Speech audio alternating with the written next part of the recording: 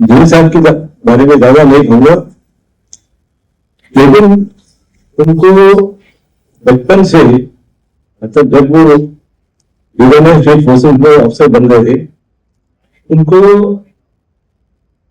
काफी लोगों ने, इसमें कि धरा साधन सिंह भी शामिल है, उनको पढ़ने की, किताबें पढ़ने की आदत बनाई। और उसको साधु सिंह जी ने पूरे एक वॉल्यूम दी है तोशे के, जो सेकंड वर्ल्ड वॉर की वॉल्यूम थी, जो डीसी विल्सन चर्चिल ने, वो भी हमारे घर में है। और उनको पढ़ने की आदत उस टाइम से डाली हुई थी। उनके हीरो साहब थे, उन्होंने भी उनको पढ़ने की आदत दी। और ये जब वो बड़े में थे, चतुर जैसी और फिर वो ऐसा ही जैसी बन के ट्रेनिंग टीम में हुए, वो करीब इतनी जितनी भी किताबें थी ब्रिटिश की, उन्होंने पहले ही पढ़ चुकी। तो वो ये इनका एक आदत थी, इनका ज्ञान करने की। दूसरा था कि उनका जीवन जो था, जब से नायक से उस टाइम पर रैंक था जमींदार से उनका सिलेक्शन हुआ INA में। वो INA में ट्रेनिंग सिर्फ 6 महीने की थी, और लोगों ने 4 टोटियां खड़े किए थे। एक देहरादून में 6 महीने की ट्रेनिंग के लिए, गया में और चेन्नई में। तो इन्होंने 6 महीने ट्रेनिंग की INA में, और इनकी कमीशन मिल गई बीकानेर स्टेट फोर्सेस में, साउदर्न लाइट इन्फेंट्री में। उसके बाद 1942 में जब ये पहुंचे इराक, जब आप इराक में, जब इराक की बात करता हूं तो उसमें ईरान, इराक, सीरिया पूरा शामिल है। वो था अंग्रेजों के टाइम पर इराक कमान। और जो पूरा ये पैलेस्टीन है, लेबनान है, और जितना आप जानते हैं इजिप्ट तक, वो था पैलेस्टीन कमान।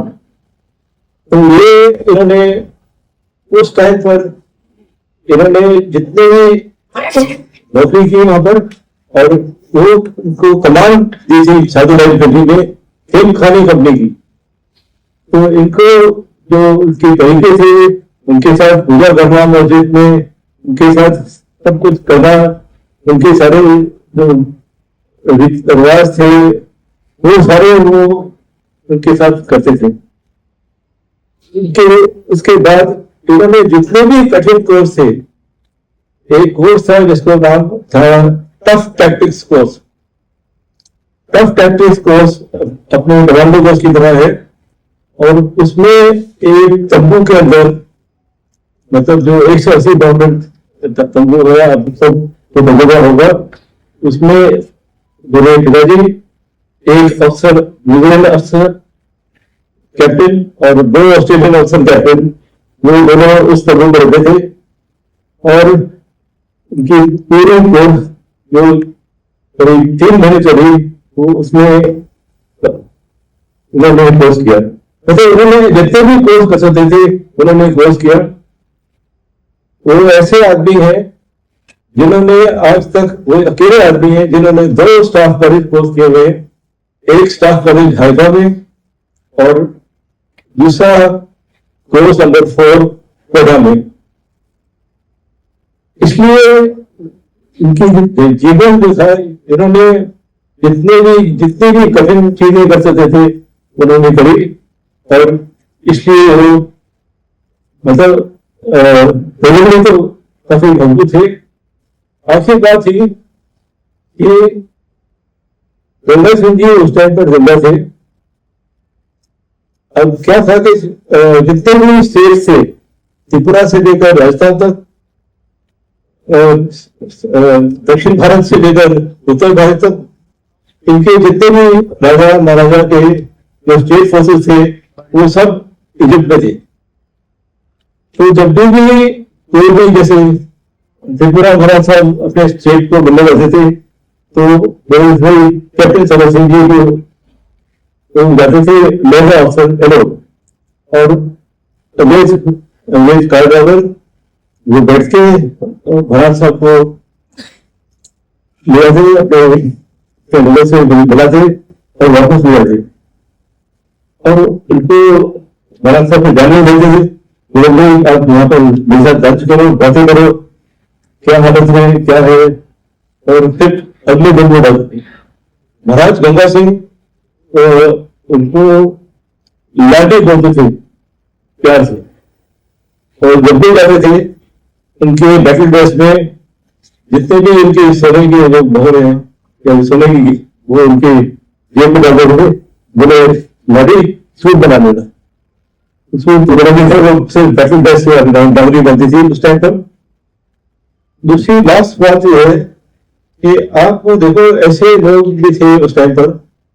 1942 में ये बीकानेर फोर्स से इंडियन आर्मी ऑफिसर बन गए। इंडियन आर्मी में 42 से 45 ये इंडियन आर्मी के सेवा में थे, और इसमें गंगा सिंह जी की भी सहमति थी। उसके बाद साधु सिंह जी जो महाराजा बने थे उनकी सहमति थी। और इनको क्या, इनके पास इनको कोई तनख्वाह भी कोई देती थी नहीं देती थी। ये जब छुट्टी आते थे इजिप्ट से कराची, कलकत्ता से जो आ रहे, कलकत्ता से कहीं और फिर वहां से बड़ा ट्रेन। पैसे किसके पास नहीं थे, ये सब चिट लिखते थे, चिट कि मैंने यहाँ लंच खाया, मैंने यहाँ पर डिनर खाया, मैंने यहाँ पर दो मस्ती की, ये सब लिखी, चिट लिखी। ये इनकी चिट इनकी ऑफिस में जाती थी, और वो वहां से उनके पैसे निकल जाते थे। वो याद नहीं है तनख्वाह, तो कोई खास पैसे तनख्वाह मुझे 250 रुपए थी एक लेफ्टिनेंट की या कैप्टन की। बस इतना ही कहूंगा मैं। बहुत धन्यवाद, आप सबको देख के मुझे बड़ी खुशी हो रही है।